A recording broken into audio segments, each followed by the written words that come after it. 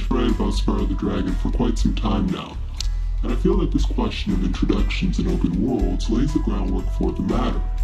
Spyro is my favorite game in the open world or any genre, and if any of that is owing to nostalgia, it is at the same time a testament to what the game achieved. Spyro's world is instantly nostalgic, though in many ways entirely original, and the endurance of this nostalgia over the years is a reflection of the genius of its design. It is capable of not only making a first impression, but of sustaining it. Enough has been said on the matter of this first impression in another essay, which I aim to publish shortly. I want to discuss how this first breath of fiery wonder endures layers upon layers of novelty without ever once extinguishing its own sparks. Most flames burn to their own destruction, as do most passions. Why is this game worth the candle then? Let's charge right into it. An open world is like an empty canvas. We behold its plain, unmarked flesh with wonder and enthusiasm, even perhaps the embarrassment of a child glimpsing a naked body. The possibilities overwhelm us, and our controller is our paintbrush, whereby we paint this canvas in shades of X, circle, triangle, and square. Yet with each stroke of the brush, a little more of the plain white virgin canvas dies. After a given point, all we are left with is a mess of paint which we are to mold into a masterpiece. The thrill of novelty has been expended. All that follows is the work of pushing onward towards completion. The endless possibilities we saw from a distance have crystallized into tight corners, wherein the slightest quiver of the hand may upset the fulfillment of the final goal. Just as in gaming, so in art, the difficulty spikes, and we endure, much like a gambler, just so that we may validate the time we have invested. Exploration is, therefore, a melancholy matter. Must it be this way?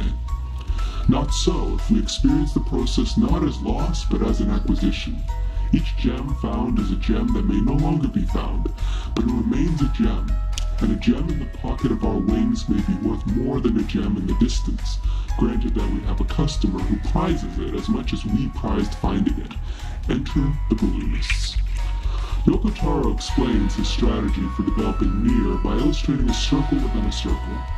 Supposing that the smaller of the two circles represented the known world, we might assume that its circumference represents the limits of the world of possibilities available to us.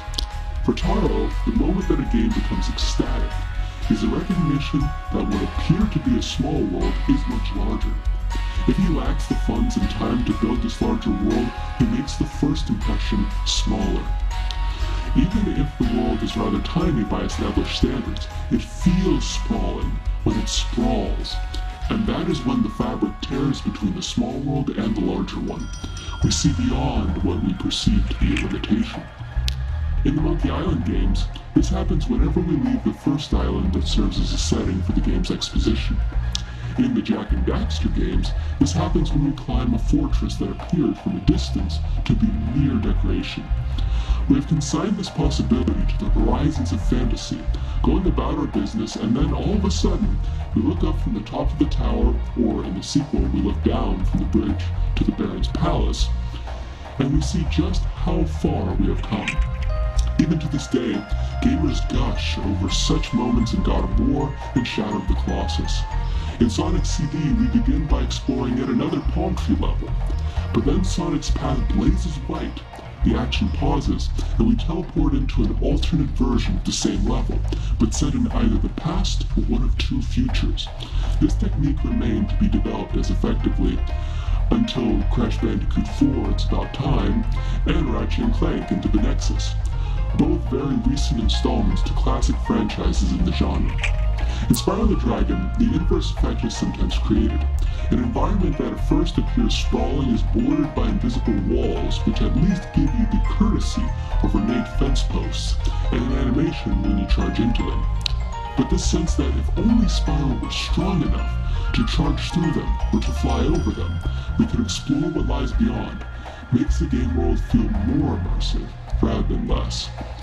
The effect is consolidated by invisible walls and roads in the hidden flying levels, creating the effect of flying endlessly up or into the distance, coupled with a timer that salvages some realism when it starts as a countdown rather than a count up.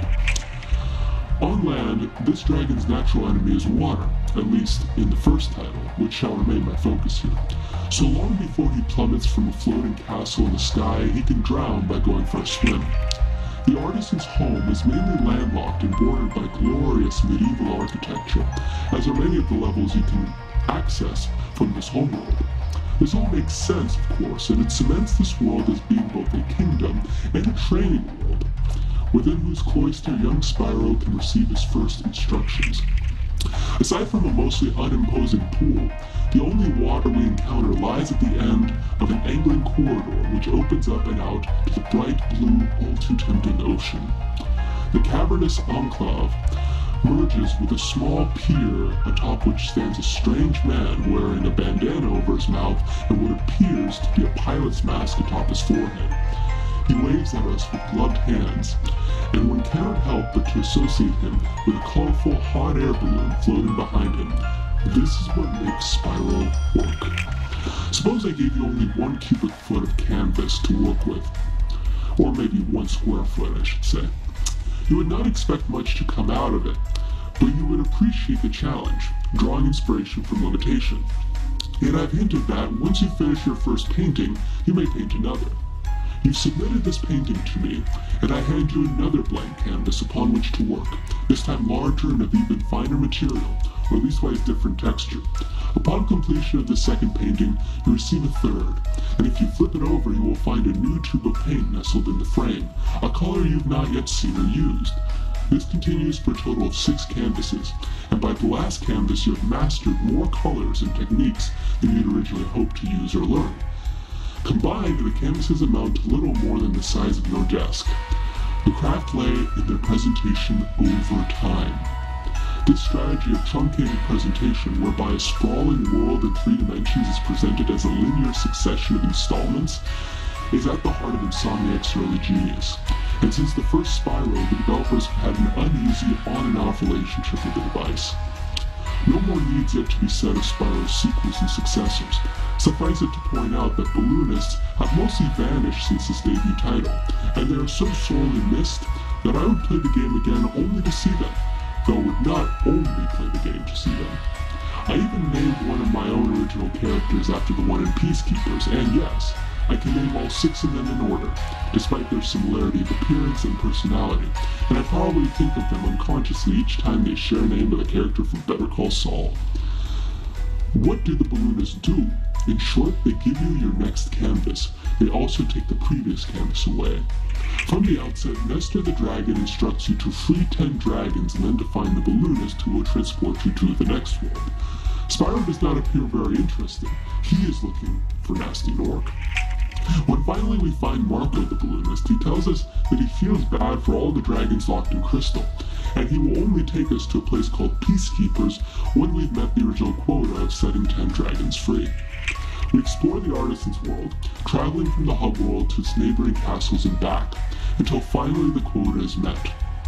We elect to hop aboard for Peacekeepers. The sky changes from bright blue to deep orange as Spyro takes the balloon to what appears to be another plane of existence. The level loads, the balloon descends. Spyro hops onto a new pier atop a markedly darker body of water lined with desert mountains, and then the balloon abandons him. Our canvas has been taken away. We have only to explore. Not for the first time, we're encountering the world for the first time. This time we see a dragon statue, just as we had before, but it is further away now, tucked into an austere-looking castle interior illuminated by torches and patrolled by enemy soldiers we've not seen before. This dragon is not like Nestor or his immediate kin, whose breed Spyro obviously belongs to, and this is made even more obvious by the contrast. Titan the dragon has cheetah-spotted fur. He speaks gruffly and bluntly, without a shadow of the sagely detachment of his foppish predecessors in the Artisans world. This time, no balloonist is mentioned, nor is a definite quota supplied. Titan simply instructs Spyro to recover that treasure which, to Titan's indignation, was stolen by the Norks. Like a newly drafted cadet, Spyro agrees in equally succinct terms, and the conversation ends. So the battle begins. We know not if we shall ever see the Artisans again. Of course, we may. The game was designed to encourage some moderate degree of backtracking, and it is not until the third level in the third world that the last dragon in Wizard's Peak tells us how to solve the puzzle in Artisans to unlock Sunny Flight. Of course, having played the demo version, which unlocked this flight level by default to show off the flying mechanics, I solved this baby puzzle as a child. It's still cool though. Each world proves to have its own resident balloonist, and Gosnold the balloonist is more than happy to take us back to the Artisan's home free of charge, as soon as we find him. This proves harder than finding Marco, however. Whereas you attack the enemies in the Artisan's home world, the enemies in Peacekeepers also attack you. Furthermore, those enemies ran away when they saw you, inadvertently guiding you to previously undisclosed locations. These hide in tents and moon you when you expose them. The 90s were a different time. Gosnold does not collect money from you, but he makes sure you collect it for the dragons. Once you've recovered enough treasure to meet his stated quota, he offers you a lift to magic crafters. Again, the tone shifts dramatically. You are deposited on the precipice of an alpine range. Across a ravine floats the next balloonist, establishing their kind as a constant, but you will not reach him by gliding. You have to fight your way through the caverns of the mountains, and it is not until you learn how to supercharge that you can even access Tuco the balloonist domain. Better Call Saul references end here. Tori Amos and Harry Potter cookie references are pending. So the cycle is established. Each balloonist takes you to the next world. Upon arrival, you lose all previous worlds. You are left to explore with only vague instructions from the dragons for guidance, if at all. Once you find and reach the next balloonist, you get your previous worlds back, and you are given a quota which incentivizes you to return to those worlds in case the new one is either too baffling or too barren. This cycle persists until you reach Nasty's world, wherein the game swiftly becomes linear, just as though it's the endgame in a game of chess or Go. And this is fitting, since finding Nasty Nork was all that Spyro wanted to do from the very beginning. Each world teaches Spyro new skills which prove indispensable in later worlds, so the spiking difficulty is matched by the player's ability and rewarded by mounting agency. Each world's themes are iconic and unique to that location, as are both its friendly and adversarial inhabitants. Yet until the final hurdles, they are all unmistakably members of the Dragon Kingdom. This was one world merely presented as 5 or 6. Most open world games either give you the whole canvas or string you along, offering more clues as to your environment as you meet clearly delineated but nonetheless optional objectives. Breath of the Wild is undoubtedly a spectacular achievement, but has nothing on Spyro as far as I am concerned.